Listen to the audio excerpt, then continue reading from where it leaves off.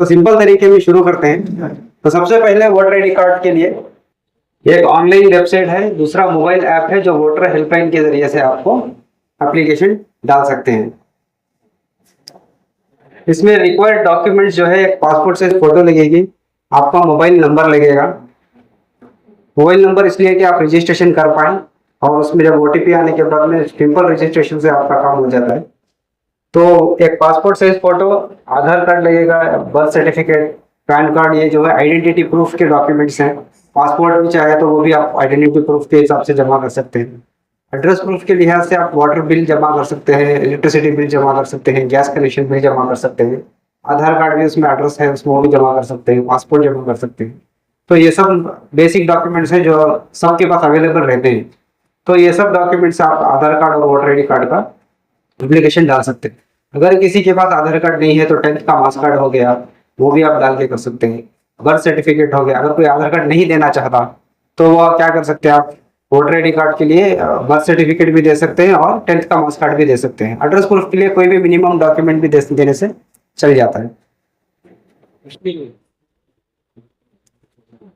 तो voter first step क्या होता है, आपको वोटर ECI.gov.in बोल के वेबसाइट है।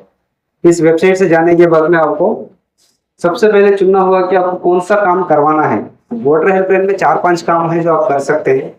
सबसे पहला काम है नया बनाना, या फिर जो वोटर आईडी कार्ड में नाम गलत है उसको सही करना, डेट ऑफ बर्थ सही करना। या अगर आप दूसरी जगह शिफ्ट हो गए हैं, समझिए कि आप पटना में थे, कोई और जगह गए हुए हैं, कोई और कॉन्स्टिट्यूंसी में गए हुए हैं, तो आप वहां पे कॉन्स्टिट्यूंसी चेंज कर सकते हैं। और आपकी फोटो पुरानी हो गई है, आप नई फोटो डाल सकते हैं। या फिर कोई देहांत हो गया तो उसका वोटर आईडी कार्ड आप वापस डिलीट कर सकते हैं। तो इससे क्या होता है, अननोनली जो जरूरत वोटर आईडी कार्ड है वो छोड़, सब लोग जो जरूरी वोटर आईडी कार्ड है वो डिलीट कर देते हैं। जो अननेसेसरी रहता है, जो घर में पड़ा रहता है, वो डिलीट नहीं करते। जैसे वो बनवाना जरूरी है, वैसे ही कोई इंतकाल कर गया तो उसको डिलीट करना भी जरूरी है। तो हम लोग नया और एसआईआर के जो मुतालिक है, अभी हम उसी के बारे में बात करेंगे। करेक्शन जो भी है उसमें फॉर्म में अवेलेबल है, आप फॉर्म 8 के जरिए से करेक्शन भी करा सकते हैं। तो हम लोग अभी मेन फोकस कर रहे हैं कि एसआईआर का जो वोटर आईडी कार्ड इसका डिलीट हो गया या फिर इसको डॉक्यूमेंट जमा करने के लिए बोले हैं तो वो करेंगे। तो फॉर्म 6 में अगर आप जाएंगे तो ऑनलाइन रजिस्ट्रेशन फॉर्म में न्यू वोटर और एसआईआर का दोनों एक ही ऐप में, एक ही पेज पर एप्लीकेशन है जो आसानी से आपको अवेलेबल किया गया है। तो सबसे पहले जब आप उस फॉर्म पर पेज पर जाएंगे तो आपको पूछेगा कि आपका डिस्ट्रिक्ट असेंबली पार्लियामेंट कॉन्स्टिट्यूंसी अगर आप पंच करते हैं इसमें, तो आपको दिखाएगा कि आपका वोटर आईडी कार्ड अवेलेबल है या नहीं है। अगर आप जहां से भी आप एप्लीकेशन डाल रहे हैं, तो आप बिहार से हैं, पटना से हैं, और पटना में कौन सा कॉन्स्टिट्यूंसी है, जैसे कि पटना साहिब हो गया, कोई और एरिया हो गया, तो उसको एंटर करना पड़ता है असेंबली कॉन्स्टिट्यूंसी में। जब जैसे वो आप एंटर करेंगे तो यहाँ पे दिखाएगा न्यू एनरोलमेंट या फिर इलेक्शन इन एनरोल SIR 2025। तो अगर किसी का डिलीट हो गया है तो SIR में एप्लीकेशन डालेंगे, किसी का नया बनाने का है तो न्यू इलेक्टोरल रोल में आप एप्लीकेशन डालेंगे। तो इसका थर्ड पॉइंट है बेसिक डिटेल्स है, इसमें डालने के लिए कोई भी बहुत बड़ा काम नहीं है। सिर्फ आप बेसिक आपका नाम, आपके पिताजी का नाम, मोबाइल नंबर और photo, passport size photo upload कर देंगे तो ये कॉलम कंप्लीट हो जाएगा, फर्स्ट स्टेप इसका। फिर सेकेंड स्टेप में अगर आप जाएंगे, एज प्रूफ के लिए आपका डॉक्यूमेंट पूछेगा, बर्थ सर्टिफिकेट, आधार कार्ड, पैन कार्ड या फिर पासपोर्ट या फिर कोई और डॉक्यूमेंट, जैसे कि 10th का मार्क्स कार्ड हो गया, बर्थ सर्टिफिकेट हो गया, ये सब आप उसमें एप्लीकेशन डाल सकते। वो डॉक्यूमेंट जरूरत पड़ेगा यहाँ पे, देखिए बर्थ सर्टिफिकेट के हिसाब से। तो एड्रेस प्रूफ के लिए आपको वाटर बिल हो जाएगा। जैसे आप एड्रेस पूरा एंटर करेंगे वहां पे तो पूछेगा कि आपको डॉक्यूमेंट क्या अपलोड करना है बोलिए, तो उस हिसाब से आपको कोई भी आप डॉक्यूमेंट वहां पे एंटर कर सकते हैं। जैसे कि बैंक पासबुक हो गया, बैंक पासबुक भी एड्रेस प्रूफ के हिसाब से लिया जाता है। तो ये सब होने के बाद में रेंटल एग्रीमेंट, अगर किसी के पास घर का एग्रीमेंट नया शिफ्ट हुआ है उसको बनाना है तो रेंटल एग्रीमेंट भी आप उसमें अटैच करवा सकते हैं। तो ये फैमिली मेंबर डिटेल जो है एनेक्शन D, ये एक नया कॉलम है जो अटैच किया गया है इसमें। इसमें आपको जरूरी डॉक्यूमेंट्स है कि आप बर्थ सर्टिफिकेट इसमें हो आपका, या फिर 10th का मार्क्स कार्ड हो, या फिर कोई identity payment order issued by regular employee pensionary of central government का कोई हो, या फिर फॉरेस्ट राइट सर्टिफिकेट हो गई, ओबीसी या CSC ST AC ST certificate हो गई, ये सब आप इसमें जमा करा सकते हैं। जो अनेक्षर डी है, अभी ये नया कॉलम ऐड किया गया है, जो एसआईआर के लिए भी है और नया एप्लीकेशन के लिए भी है।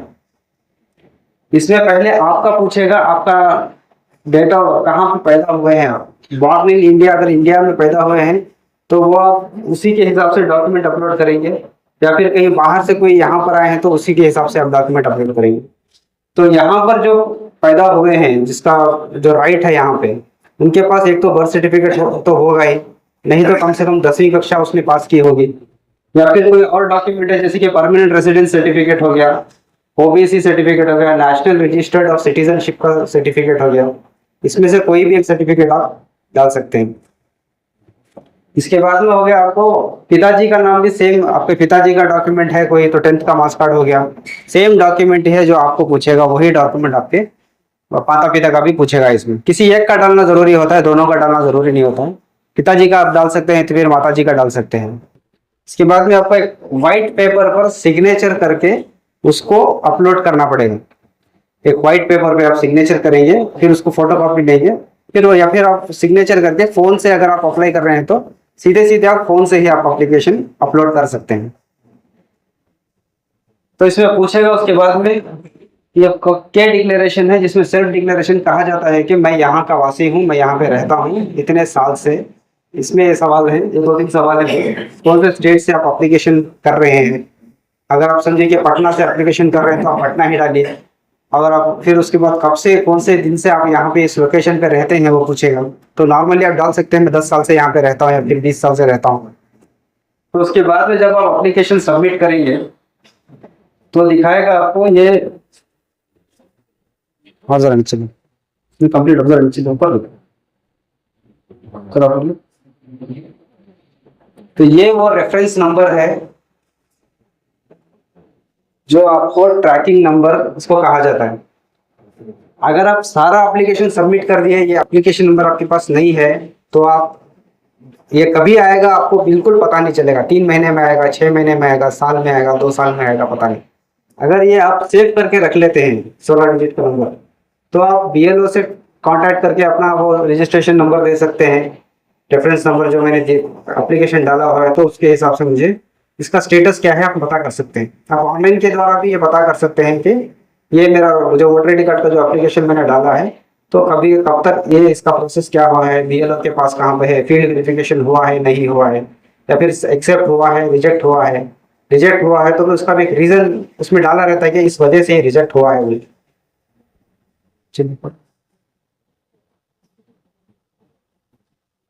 तो ये सब बेसिक इंफॉर्मेशन है उसी के बारे में जो फॉर्म 6 का है। एज प्रूफ हो गया, एड्रेस प्रूफ हो गया और फोटोग्राफ हो गया। इसमें जब ऐप में अगर आप एप्लीकेशन डालेंगे तो चेक करना पड़ेगा, आप सही से अगर वेबसाइट पे जा रहे हैं तो आपका काम आसानी से हो जाएगा। बस ये इतने का ही प्रेजेंटेशन है। आपसे कोई सवाल है तो मैं उम्मीद करता हूँ कि आप बेझिझक होकर पूछेंगे।